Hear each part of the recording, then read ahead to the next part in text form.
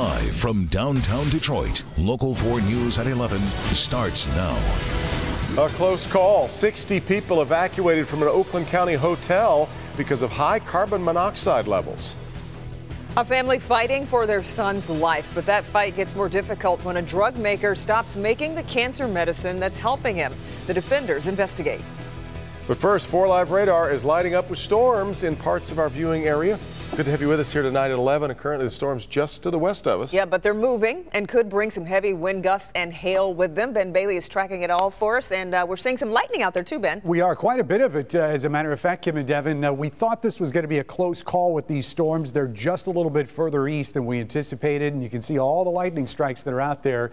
And this is mainly in parts of Washtenaw in Livingston County. As it's moving to the northeast, most of us are not going to be dealing with this, and these storms will be weakening as they continue to move north. But you can see quite a bit of lightning, some heavy rain. But as they move to the north at 40 miles an hour, they're not going to be around long. There's nothing south of that, and you've got to go all the way back south of Lake Michigan to pick up any more activity. This will stay west of us, so beyond that batch, we're looking at dry conditions overnight. Tomorrow, though, that slight, or I should say the marginal risk for severe weather is on top of us. We'll talk timing from this round of storms, find out what the weekend holds, all in a few minutes, guys. All right, Ben. Our other top story tonight, dozens of hotel guests in Novi evacuated because of a carbon monoxide leak in the swimming pool area. Those guests are back in their rooms tonight, but as Jermont Terry reports, that comes after thorough testing. The good news, the carbon monoxide levels are safe tonight, but it took some time to make sure that was the case. Emergency crews rushed to the Novi Oaks Hotel, catching those staying here off guard. Yeah, we didn't really know what was going on. We asked what was going on, and they said, you know, they're just checking out things. They were here to check for a possible carbon monoxide poisoning after dangerous levels were found due to a faulty pool heater. Officials say the CO scare forced close to 60 people out of their hotel. We were out here about an hour waiting. Many waited in the parking lot during the evacuation. Steve Bledsoe and others were told to leave everything. We may not be able to get back in and get our luggage tonight, and then we may, so that's what happened. It took just over an hour to air out the hotel and to ensure the levels were safe. That's when the fire department gave the all clear. They went through the whole premise with the detector, and everything turned out good, so got my fingers crossed everything's okay. It was back on April 1st when hotel staff found children lying unresponsive at an indoor pool deck in southwest Michigan. 11 people were rushed to the hospital. 1 child died.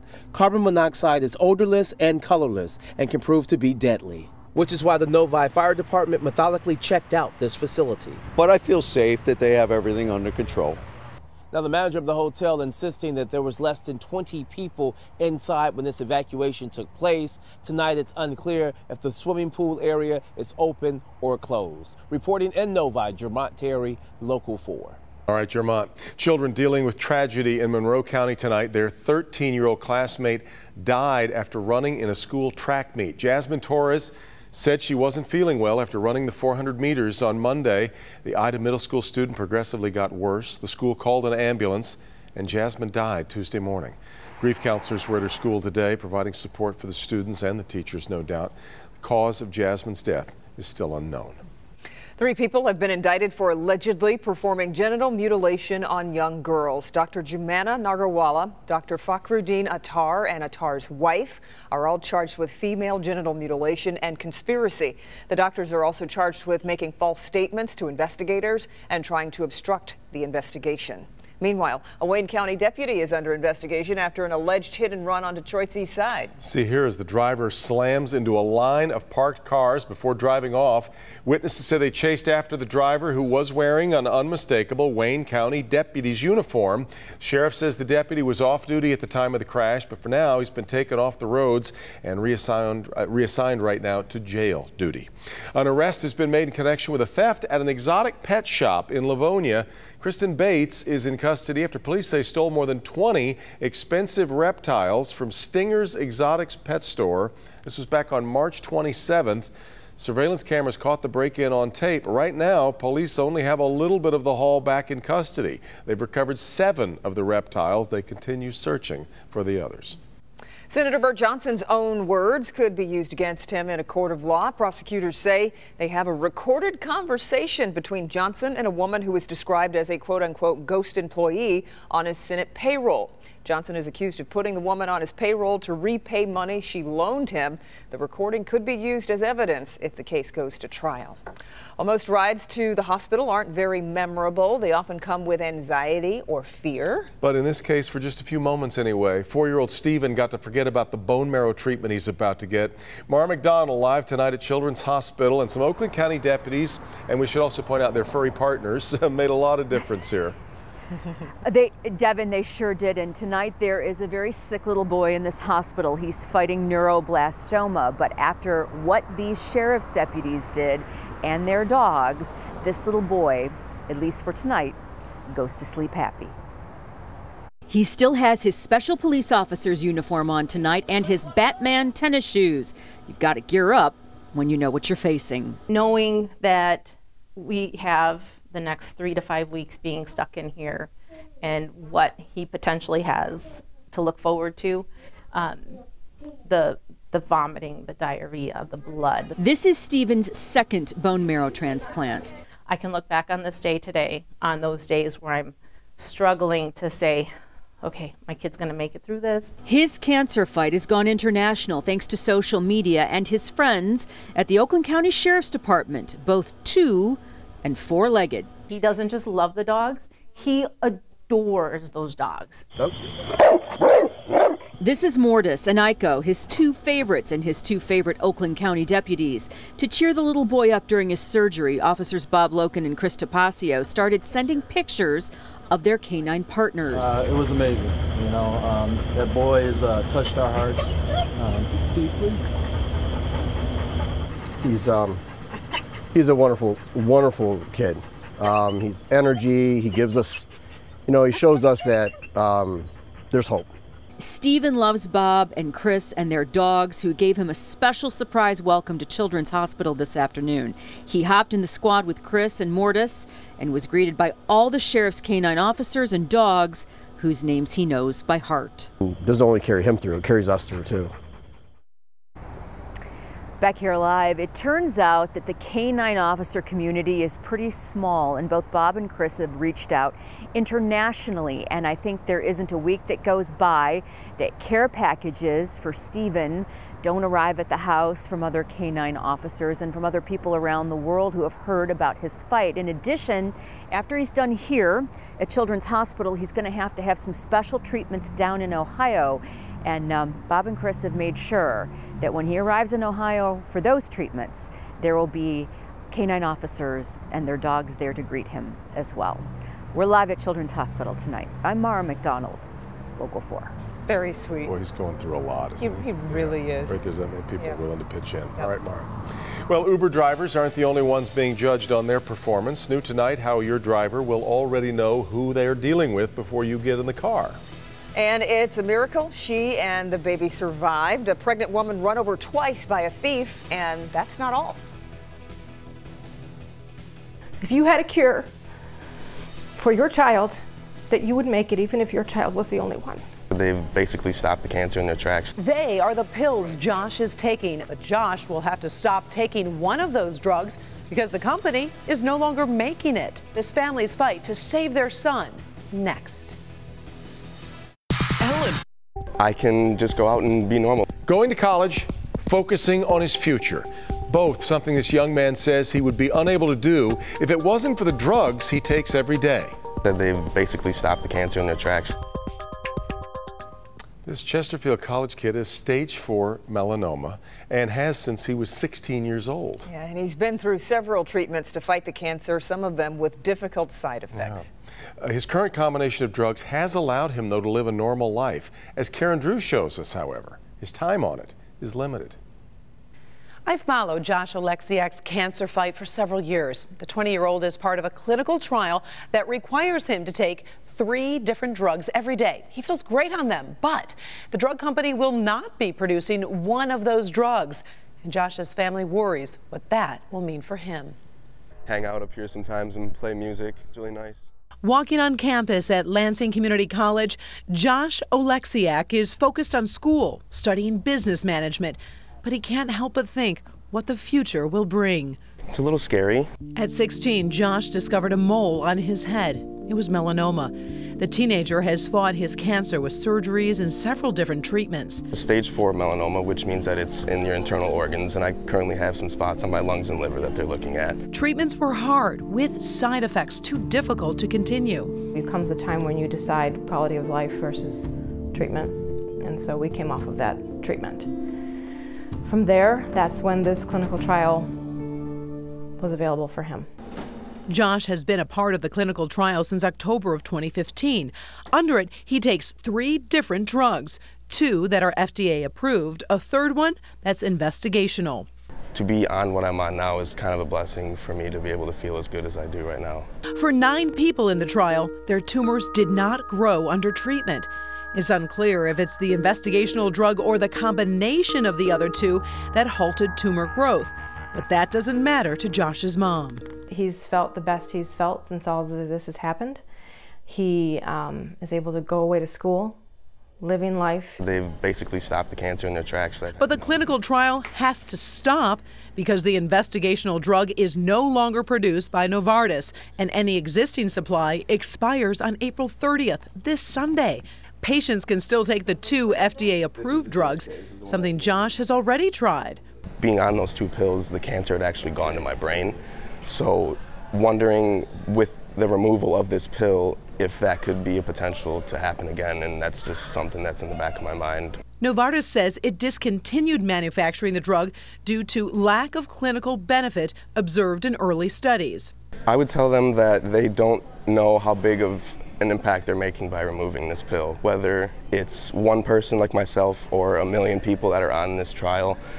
What they have shown through scans, through the results of scans, is that this pill is working. Researchers and doctors, including Josh's doctor at the U of M Health System, have been working hard to find a solution for these patients. It's obviously very, very difficult to think that, something that's benefiting someone would just stop.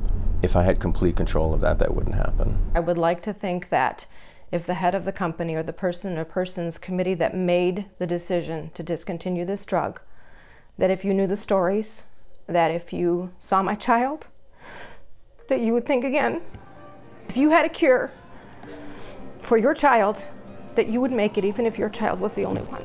I think that's what honestly is difficult, is because he's been through multiple therapies, and finally something not only seems to be working, but he seems to be tolerating it well. No matter what happens, Josh remains positive. To just live every day to the fullest, with a smile on your face, because there's nothing you can do besides treat it, and God's will is God's will. The good news tonight, since we started asking questions, Novartis says it has found additional limited supply of the drug, which could allow more time to determine an appropriate long-term treatment approach for the patient. SWOG, the agency that conducts these trials, is working to determine how much drug and how long it will last. But again, Novartis says it will not produce any more of the drug because it has not demonstrated efficacy in early clinical trials. I'm Local 4 Defender Karen Drew. Back to you. Just cannot imagine the epic sense of frustration that the family has got to feel just banging on the castle walls here. Absolutely, but he's got such a positive attitude, through all of it. And hopefully this, whatever is left over, will buy enough time for something else. Indeed. Well, Karen is already busy working on another special report for tomorrow night. Karen? You send your kids off to college, never expecting this could happen. A local university professor arrested after police search his home. So what was really going on inside? They abuse that position, that authority to get young people in a very bad situation. I would never expect anything to happen like that. I'm Local 4 Defender Karen Drew with the investigation tomorrow at 11. All right, Ben's back after spending the day handing out an awful lot of severe weather radios, and now you wonder if they're going to be going off here tonight. Exactly, lightning out there right now. Yeah, the stuff that we're seeing right now is not severe, but tomorrow we do have a marginal risk that some of those storms could be strong, so we'll have to watch those very carefully. But the stuff that's out there on 4 Live radar making a lot of noise and definitely producing quite a bit of lightning, even some downpours too, but the wind field is keeping these below severe limits. So if you're in Livingston, western Oakland County, and even into parts of our north zone, these are going to be rolling through here in the next 30 to 45 minutes as they move off to the northeast. So be aware of that. Beyond that, though, there's not a whole lot more to look at until we get past the morning commute tomorrow. You can see a lot of rain that's lined up south of Lake Michigan, but that's pretty much going just a little bit east of north as it advances into the state. So it's going to be a while before we see any of this.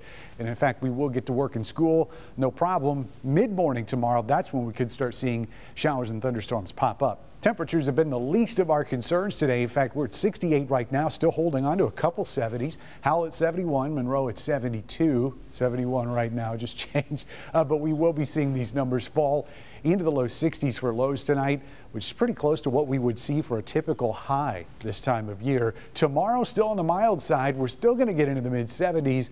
But the big story is going to be what time these thunderstorms are going to roll in here. We probably will see some activity before lunch. These will continue until that cold front slices through by about 2, 3 o'clock in the afternoon. And again, the biggest threat that we're going to see from these are some gusty winds, possibly getting up to severe strength. But it's that lowest risk of the marginal risk tomorrow for severe thunderstorms. And then it's windy and cooler behind that front. We're looking for these numbers to fall not only to average, but a little bit below as we get into the start of the weekend. So here are the lows tonight. These are going to be pretty uniform across the area. Metro lows anywhere between 60 and 63, with the warmest temperatures being in the city. And we'll match that number down to our state line. 63 Morenci, Blissfield, Lambertville.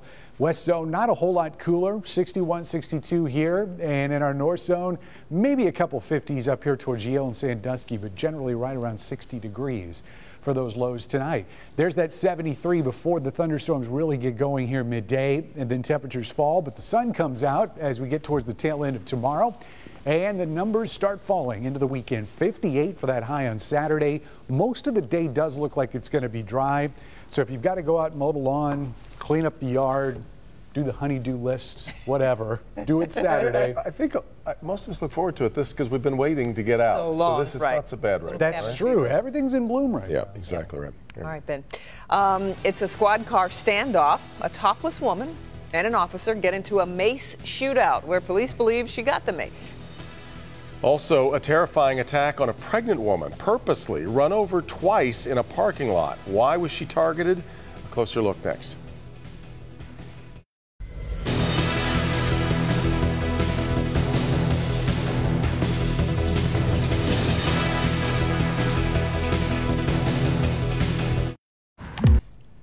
The man accused of killing a Roseville teenager is now charged with the boy's murder. Larry Walker faced a judge today in connection with the shooting death of 17-year-old Kenneth Cutts.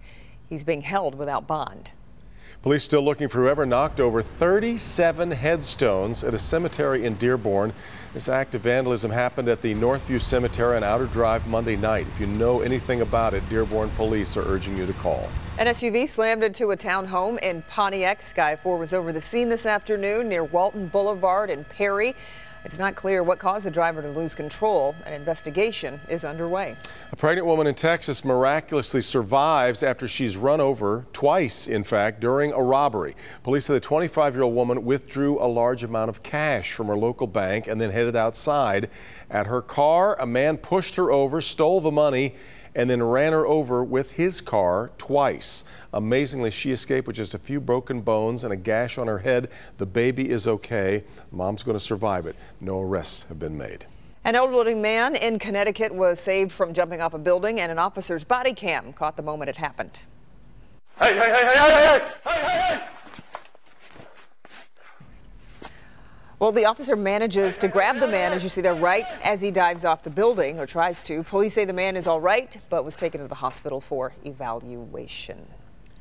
Well, Uber is making it easier for riders to see their ratings. Yeah, after you take an Uber, not only can you rate a driver, but the driver can now rate you as well. In the past, passengers' ratings were buried in the settings, so they've always been able to do this. But now the passengers' ratings will be displayed underneath their name in the app. Uber says they made the ratings more clear to encourage mutual respect. Interesting. So don't get out and slam the door. So or behave, that's right. Exactly. Well, a topless woman maces a police officer in Ohio, leading to what I guess you'd call a mace shootout. Columbus police arrested the woman this morning for disorderly conduct and drug possession.